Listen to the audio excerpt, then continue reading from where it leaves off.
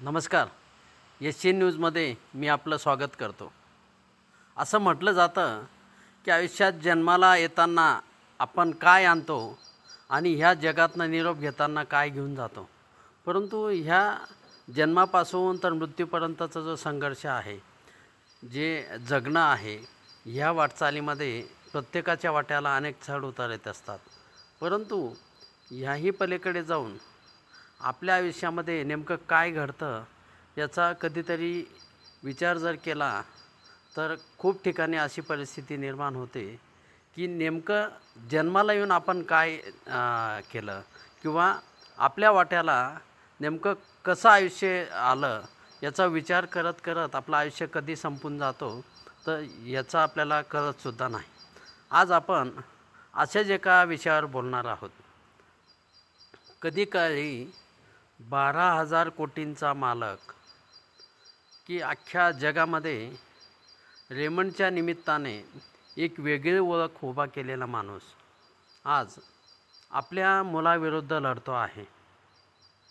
होय, रेमंड साम्राज्याचे संस्थापक विजयपथ सिंघानिया यांच्या संदर्भात आज आपण बोलणार आहोत. कधी काळी भारतातील टॉप उद्योजक, रेडीमेड कपड्यांच्या रेमंड साम्राज्याचे संस्थापक असं एक व्यक्तिमत्व की ज्यांनी स्वतःचं संपूर्ण आयुष्य उद्योग उभारणीमध्ये घातलं. पण आज त्याच रेमंड समूहाचे संस्थापक अध्यक्ष विजयपथ सिंघानिया यांना मुंबईसारख्या शहरामध्ये भाड्याच्या घरात राहावं लागतं आहे. कारण ज्याच्यावर त्यांनी सर्व काही सोपवलं त्याच मुलानं त्यांचं आयुष्य उद्ध्वस्त केलं. या संदर्भातली पोस्ट नुकतीच सोशल मीडियावर व्हायरल झालेली आहे. 1980मध्ये वडिलांकडून मिळालेलं रेमंडचं नेतृत्व स्वीकारून विजयपथ यांनी ही कंपनी एक जगातला मोठा ब्रँड बनवली. त्यांनी आपला मुलगा गौतम याला 2015मध्ये कंपनीतील संपूर्ण 37% शेअर्स त्याच्या नावाने ट्रान्स्फर केले. त्याचं मूल्य होतं तब्बल 1,000 कोटींहून अधिक.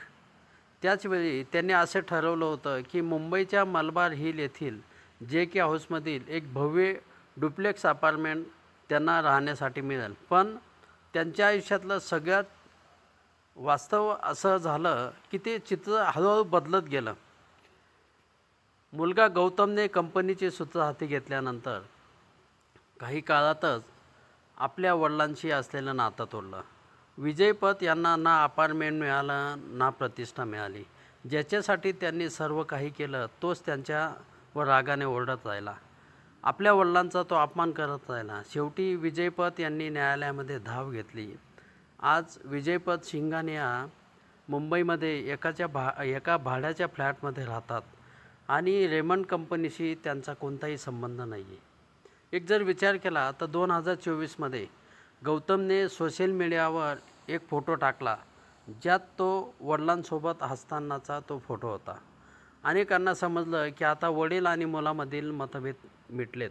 पण विजयपथ यांनी स्पष्ट केलं की हा फोटो फक्त स्टंट होता. मला खरंच वाटलं होतं की तो सुधारेल, पण त्याचं मन अजूनही खूप बदललेलं नाही आहे. या सगळ्या अनुभवातनं त्याने एक मोठा धडा घेतला. ते म्हणतात, कोणत्याही वडिलांनी आपल्या संपत्तीला जिवंतपणे पूर्णपणे आपल्या मुलांकडे देऊ नये.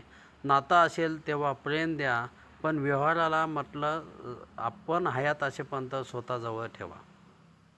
एकेकाळी भारतातल्या यशस्वी उद्योजकांमध्ये ज्यांची गणना होत होती असे विजयपथ आज एकाकी संघर्षमय आयुष्य जगत आहेत. पण त्यांची ही कहाणी फक्त अपयशाची नाही तर सगळ्यांसाठी एक मोठा इशारा आहे की यश, पैसा, प्रेम याचं व्यवस्थापन जितकं व्यवसायात महत्त्वाचं असतं तितकंच ते कुटुंबातही असायला हवं.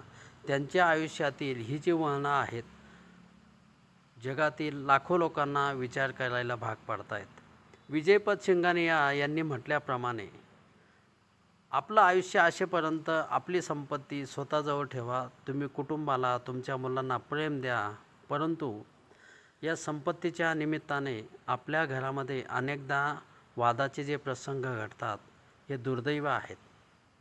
सांगायचं तात्पर्य एक, संपत्तीसाठी आज 12,000 कोटींचा मालक की ज्या वडिलांनी अख्ख्या जगावर भारतातला एक ब्रँड म्हणून स्वतःची ओळख उभी केली, अशा वडिलांना आज मुलाविरोधात कोर्टात जावं लागतं आणि दुर्दैवाने 12,000 कोटींचा मालक एका भाड्याच्या फ्लॅटमध्ये राहतो.